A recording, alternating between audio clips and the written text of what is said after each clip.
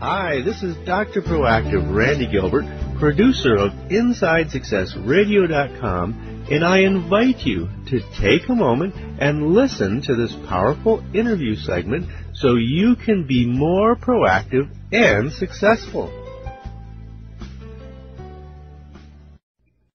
Welcome back to Inside Wealth Success. This is your host, Jay Aaron, along with my esteemed co-host, Randy Gilbert, founder of Inside Success Radio.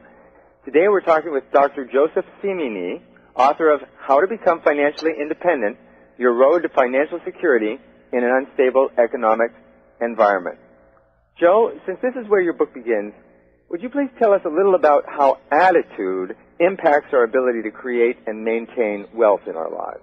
Attitude about money, his attitude about what it can do.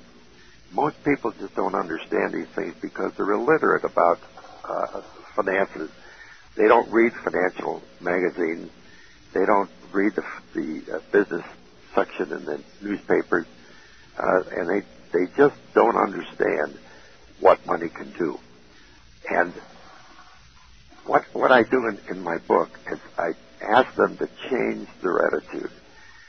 First of all, to save 10% of their income.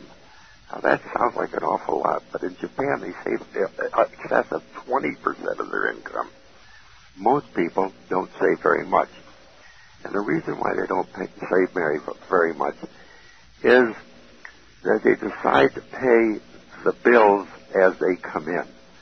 And at the end of the month, there's nothing left over for them. So I've got in my book a budget. I tell them to fill out the budget. Then I tell them to turn it around and pay themselves first. The first thing on the budget should be you, because nobody can help you but you. And then you put down the things that are necessary that you have to live. You know, your rent or your mortgage payment, clothes, food, this kind of stuff.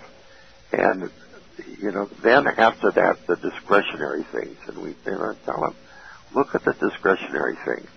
Do you really need all the stuff that you're doing? Do you have to go out 5 days a week to dinner? Is it necessary? Can you cut back to 4 or 3? Do you need a new car every year?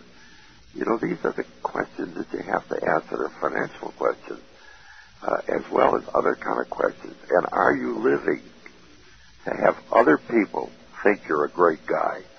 Or are you living to know that you're a great guy, that you know that you are a great guy, that your banker knows that you are a great guy?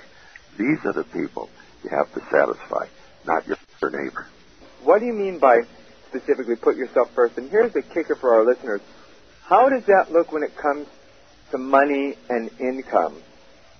Well, putting yourself first makes sense, and it's not selfish. It makes sense to you. You spend, let's say you earn $2,000 a month after taxes. Let's just say, use a number. When you get through at the end of the month and you have nothing left, you haven't helped yourself. So what I say is put aside a certain amount of money for you that you can use to invest. And it does something else. If you go to the bank and you put the $2,000 in the bank and you only spend $1,800 of it, the banker says, hey, this guy is trying to do something. When you go to the bank, he says, you have saved over the space of a year, you've saved $200 a month, you've got $2,400 in the bank. You're trying to do something for yourself. And when you really want the big money, he's going to be there for you. Now, how do we get 10%, 20%, 10% of savings? You have to rearrange how you expend your money. You're going to have to look at what the essentials are and what the discretionary expenditures are. Yeah, there's another thing. People say to me, how can I save 10%? And I say, well, what are your skills? And they tell me I can crochet, or I can make little cards for kids or something. And I say, well, do you think you could do this kind of turn this hobby into some way of earning some money? And they say, well, gee, I never thought about that. And so I say, how about going to the junior college and saying to them, I would like to run a class in how to crochet. And they say, hey, we never thought about that. Yeah, we'll pay you to do that.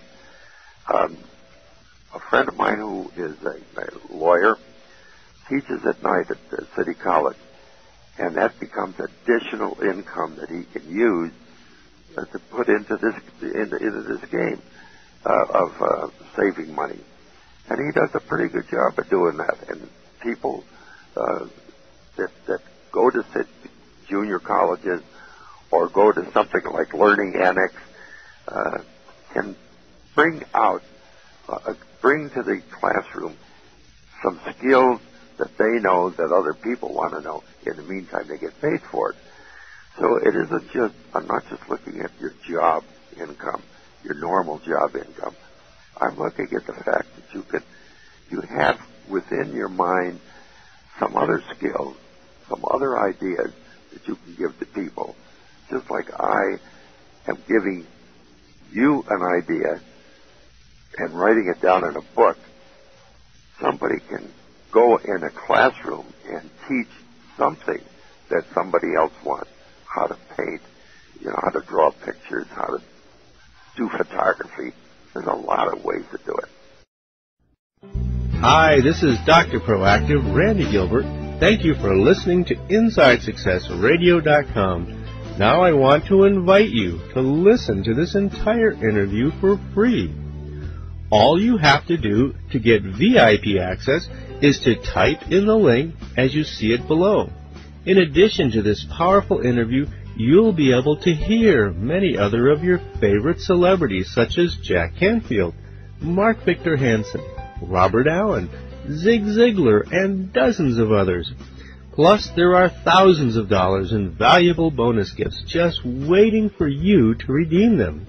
Go ahead, type in the link that appears at the bottom and join me in my studio.